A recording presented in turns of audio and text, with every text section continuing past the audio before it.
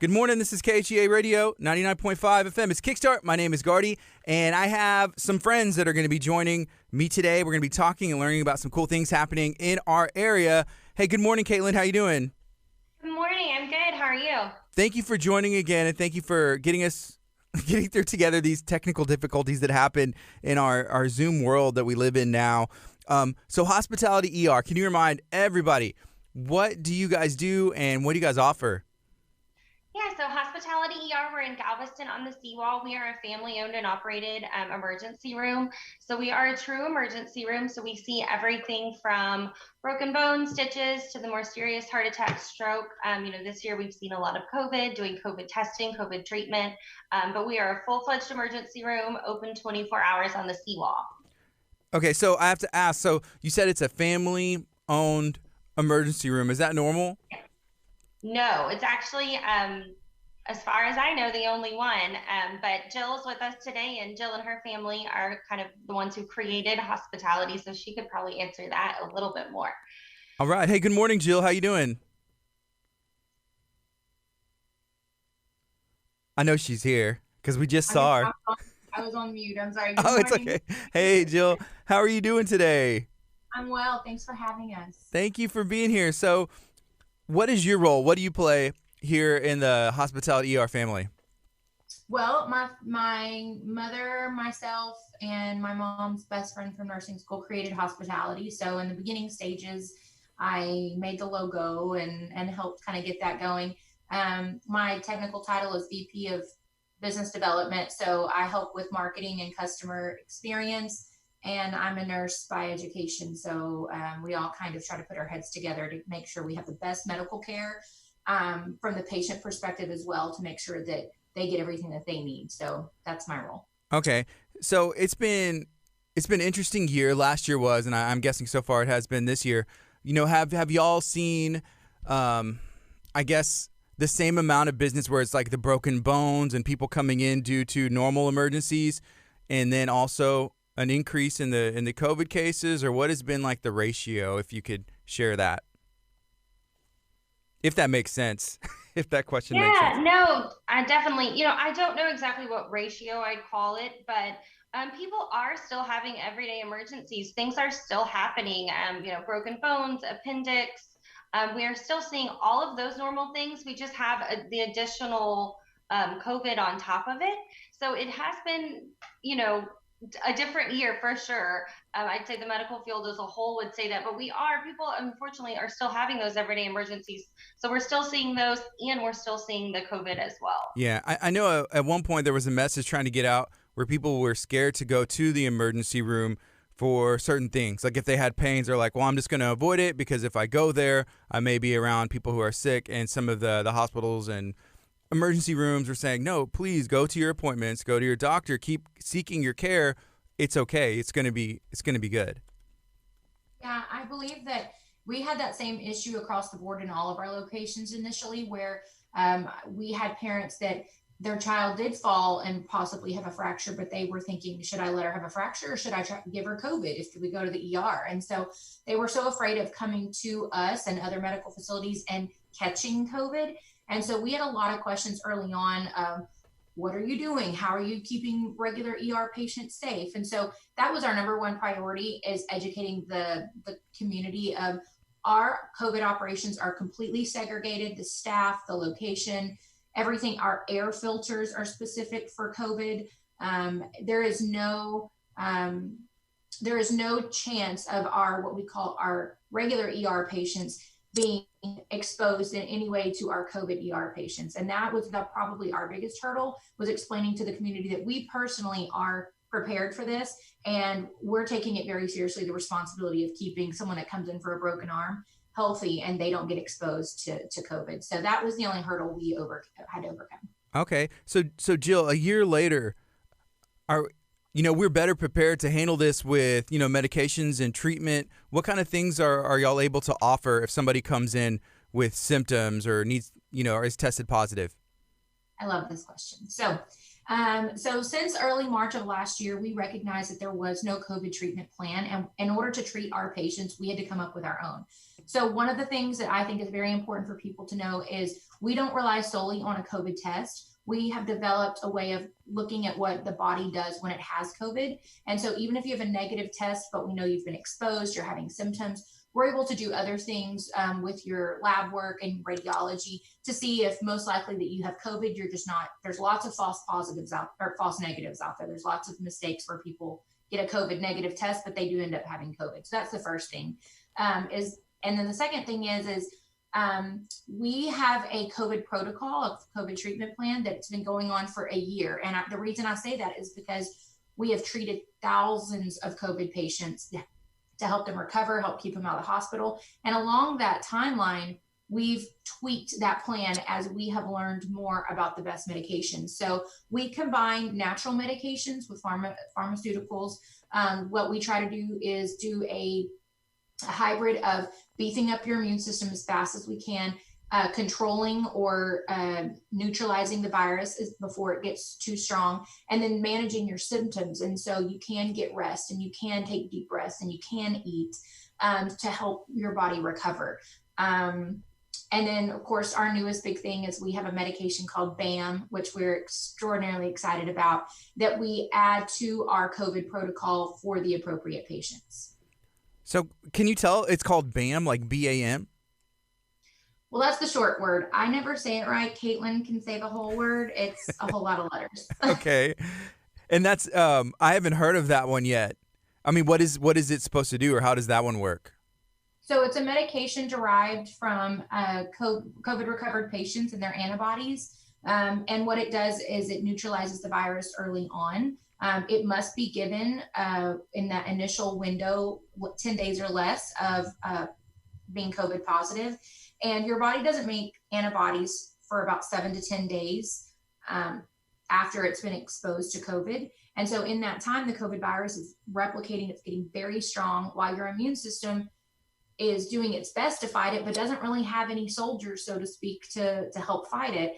And so by the time your body does develop those antibodies, you're pretty weak and the virus is really strong.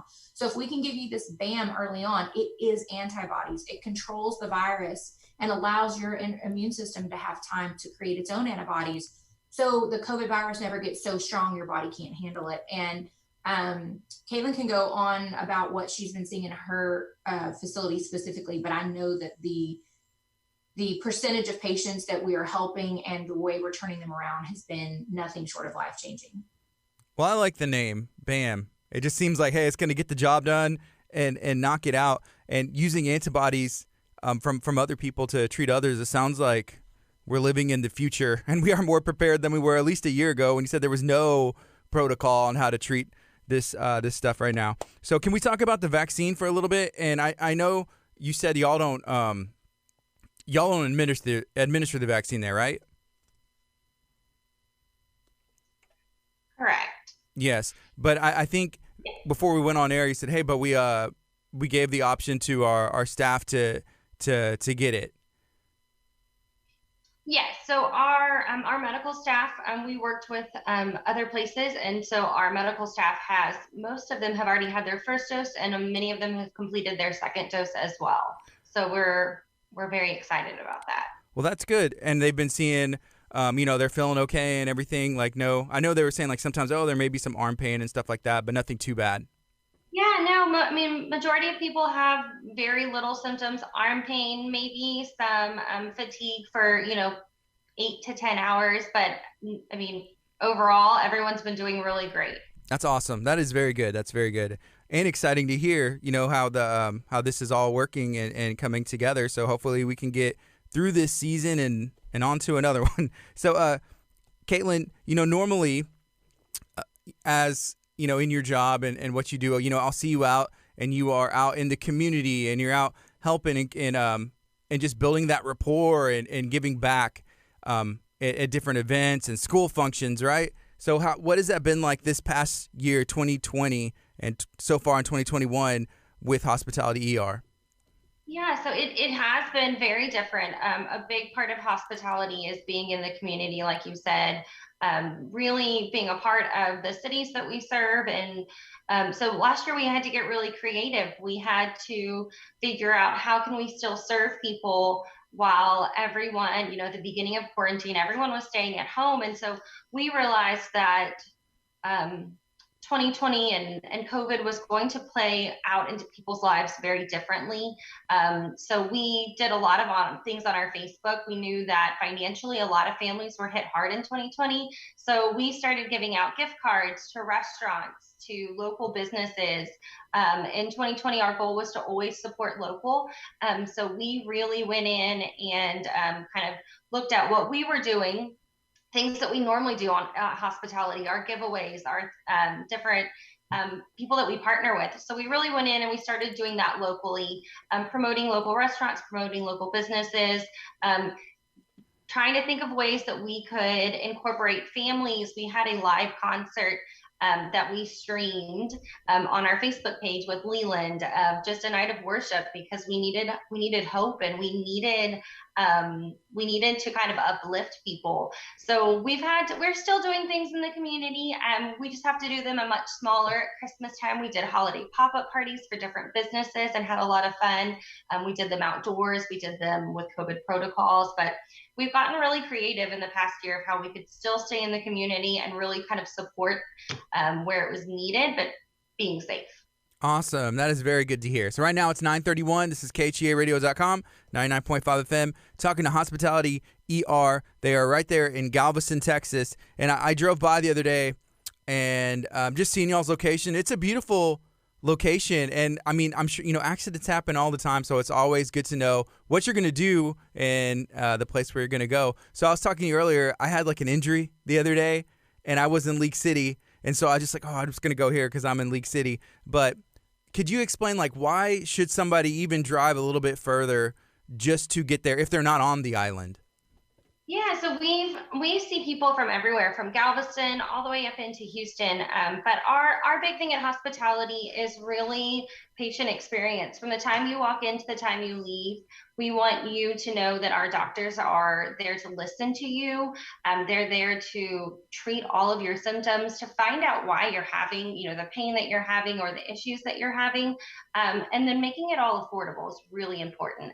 I always tell people we might be a little bit further, but because of the way that we do our billing is all done in-house.